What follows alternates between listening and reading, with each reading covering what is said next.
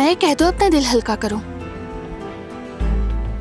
मुझे कुछ नहीं कहना, तुम्हें ऐसे ही लग रहा है। लेकिन तुम्हारी शक्ल से तो कुछ और ही लग रहा है।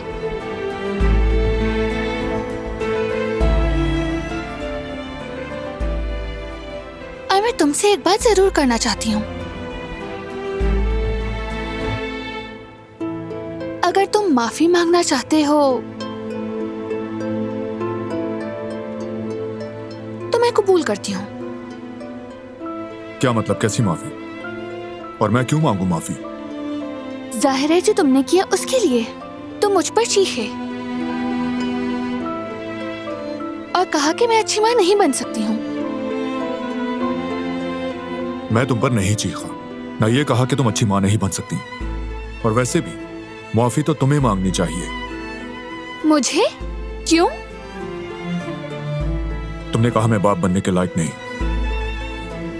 मैंने ऐसा कुछ नहीं कहा, और वैसे भी मुझे माँ बनने के काबिल ना समझने वाले तुम हो। मैंने ऐसी कोई बात नहीं की।